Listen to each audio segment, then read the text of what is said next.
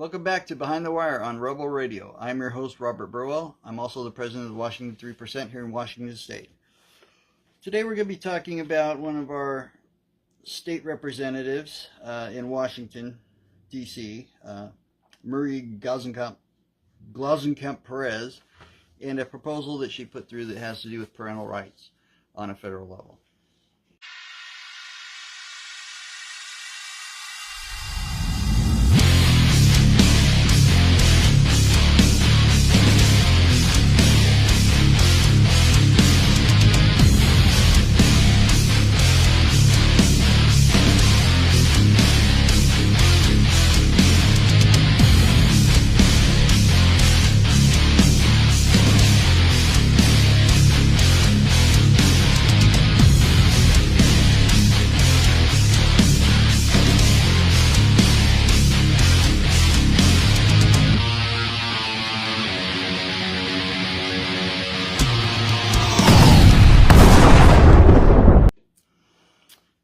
So, according to the Daily Chronicle, which is a newspaper in this Centralia Chehalis area here in Washington State,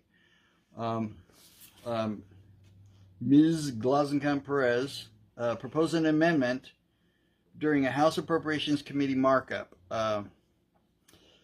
that the amendment that she proposed says that no federal resources can be used to conduct mandatory active shooter drills in schools that do not give parents their choice to opt their students out of participation. So she's proposing that if a school district or state does not allow parents to have their children opt out of these active shooter drills, that their federal funding to conduct said drills be cut. So it's actually a pro-parental rights issue. I don't think it's a big issue. I don't know a lot of parents that want the kids to opt out, but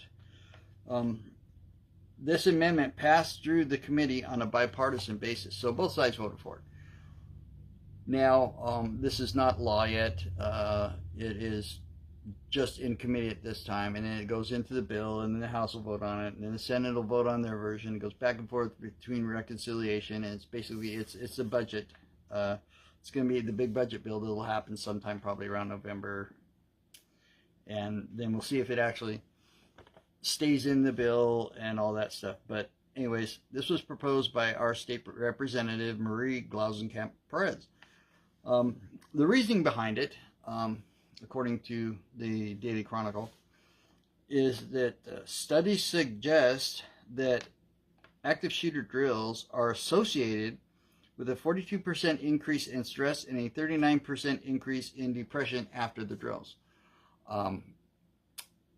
You give us a percent increase directly after the drills. We don't know, you give a percentage of increase, but we don't know, okay, so how many kids, actually are having issues. How many students, it'd be different if they said, 49% of students experience stress. No, it just says there's a 49% increase in student stress. These could be students who are already stressed, so their stress increases or whatever. We don't know. It's just a number thrown out there that's big to try to make you think, oh my gosh, this is a major issue. Now, I went to a lot of websites that have done these studies. There have been a lot of studies done. A lot of groups have. Most of them are anti-gun groups who do these studies, and for some reason the anti-gun groups are against active shooter drills in schools, just like they are against, having armed staff or protecting our children in any way other than going after our Second Amendment right, which won't do anything to save schools. These are the same geniuses that thought a gun-free zone sign would stop bad people from going in there. It's like, oh, I want to kill a bunch of kids. Oh no, wait a minute. It says it's a gun-free zone. I can't do it. I'll have to go someplace else. I mean, that's just sheer stupidity. To me, a gun-free zone sign is easy targets here. Come on in. That's what gun-free zone is. It's just stupid. These people are so naive. I just don't understand it. But that's beside the point. We're talking about parental rights here, so I will get back on point with that. You can kind of tell where my feelings are, though. So anyways, yeah, Marie Gluesenkamp Perez, she proposed it, it's been put in, and it'll be voted on later this year. But like I said, I couldn't find a study with these exact numbers, and there's nothing I could find as far as, you know, how many actual students were stressed, you know, what percentage of students were stressed, and so on and so forth. So I did go to the government website, the National Institute of Health, and they did a very comprehensive study on this subject. I find it far more credible than studies done by Moms Demand Action and, you know, groups who had a political agenda. This is from the National Institute of Health. They did a very long study. The study they did used data from a longitudinal study of ethnically diverse students, with 53.5% of those being female, who were recruited in 2018 and followed annually until the present day. So basically, they started off with young kids in 2018, and they would ask them how they felt after doing an active shooter drill in their school, and then they would revisit these same children every year from 2018 until today after they did these drills to see how they felt about them, you know, to see how it affected them every year. Same kids every year, over and over. The results of their study that they report is that female students and those with a disability, probable anxiety, and suicidal ideation were more likely to be anxious after an active shooter drill. Okay, so kids who already had, you know, well, basically female students who tend to be more emotional than male students, and people who already had, you know, some kind of anxiety issues anyways, you know, stress issues, whether it be from trauma or whatever, they tended to be anxious after doing the drills, more anxious than other students. And, you know, to me, anxious is not a very strong word. I mean, anxious is, you know, I equate with nervous. You know, it's like you participate in something like that and you start thinking about it, especially if you are somebody who does have some emotional issues you're dealing with. You know, you're going to get nervous over something like that. And yeah, being nervous is, you know, it's not a good feeling, but I don't find that terrible. I mean, to me, if they reported that the students felt traumatized by it, that's a much stronger word. And we're not at a trauma level. We're talking about anxious. It kind of makes them nervous. Okay. So to me, that's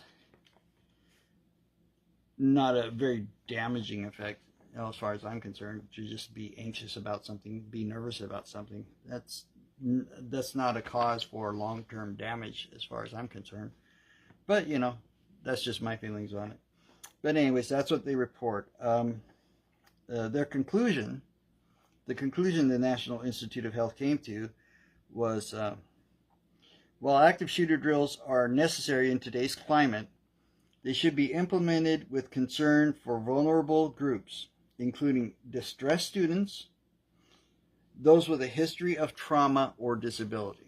Okay, so kids who have a history of trauma and stuff like that tend to not deal with active shooter drills very good, because it can reawaken some of that trauma. And, you know, that's very real. That's very real.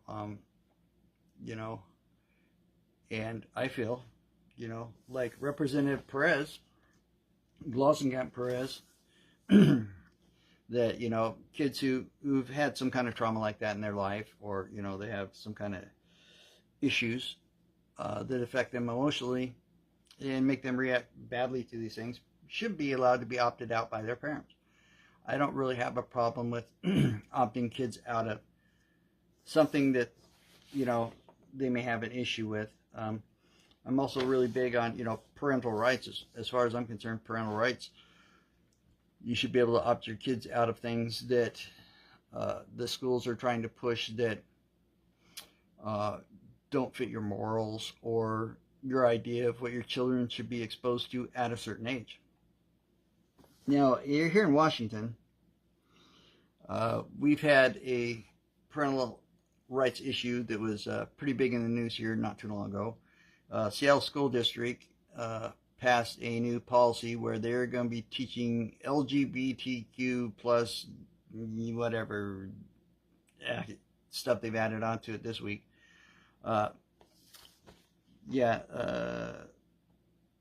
Curriculum, yeah. They passed it all children from like kindergarten, I believe it's kindergarten up, but it might be young, slightly higher than I can't remember.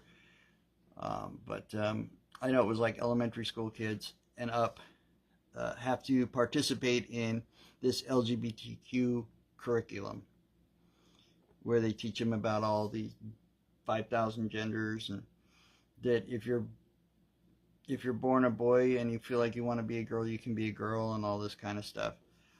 Which,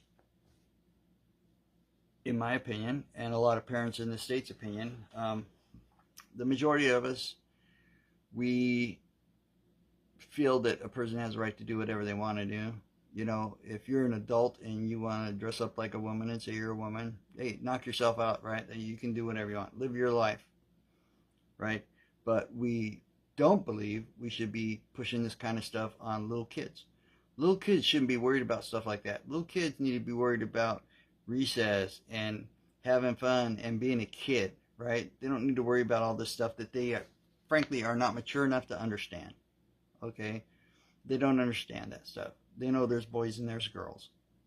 You know, they don't need to be taught all this garbage. But anyways, so we had this issue in Seattle where they're trying to push this stuff on young elementary school kids. And a lot of parents wanted to opt their children out. But according to state law in Washington State, it does not provide for selective opt-outs except in the area of sex education. So when they came up with this policy many, many years ago was when sex education first came out in schools. And a lot of parents, you know, seriously religious parents, certain religions, who are against contraception, things like that, they did not want their children involved in sex education. So there was an exception made that you could opt your children out of sex education. But that is the only thing that you can opt out of in Washington State as far as curriculum is concerned by state law. Okay? So here arises the problem for Marie Gluesenkamp Perez with her bill that she just passed. Ironically, she has moved for a federal amendment that is against the law in her home state, right? The amendment she proposed is against the law in Washington State. Because her amendment she proposed would force schools in Washington, school districts and, cities and stuff in Washington, to either violate state law and allow parents to opt their kids out, or lose their federal funding to do active shooter drills. The woman doesn't even know the laws in her own state. That's how incompetent she is. She proposed a federal amendment that's going to force schools to let children opt out of something, which personally I don't have a problem with. I think parents should be able to let their children have their children opt out of things that they don't want them to do. I'm all about parents' rights, but I just find this kind of amusing. This woman who's a representative from Washington at a federal level doesn't even know the laws in Washington. It's comical at this point how ignorant our elected officials are, especially on certain sides of the spectrum in this state. Basically, in Washington, if a school allows a parent to opt out under the federal law, they're violating state law, which they can't do, which could cause them to lose state funding if they violate state law, which our state education board has been very loud about doing to school districts who do not push this curriculum, this LGBTQ plus IE and whatever curriculum on kindergartners. You know, if school districts don't want to push that crap on kindergartners, then they cut the state funding, right? Because they're letting them opt out of that. But so they're damned if they do, and they're damned if they don't. If they let them opt out, they lose state funding. If they don't let them opt out, they lose federal funding. I mean, you just can't make this stupidity up. And the ironic thing about this whole mess is the fact that we have a state representative who is proposing federal laws that violate the laws of the state she represents. And that should really tell you something about the people that you're voting for in this state. It's just, I just find it kind of hilarious, but sad too, that we have a state representative who is proposing things on a federal level that violate her own state's laws.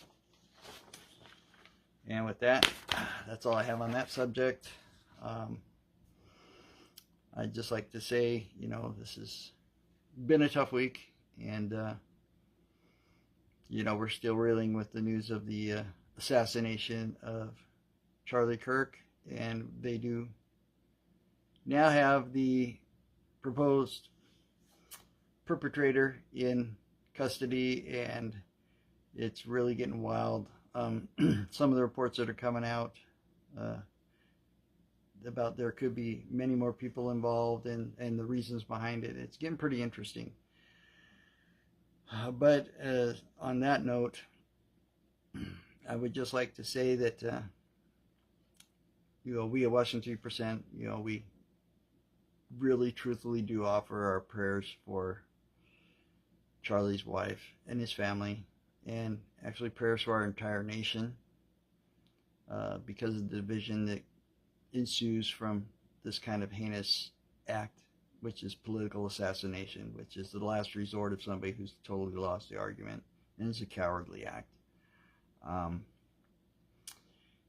And we just, you know, hope that someday our country can come together again. But, you know, when one side wants to kill the other side just for speaking their opinion, I don't see that happening anytime soon. With that, I'm going to call it a day, and I will see you next time on Rebel Radio Behind the Wire. And one last thought. I am Charlie Kirk. Good night.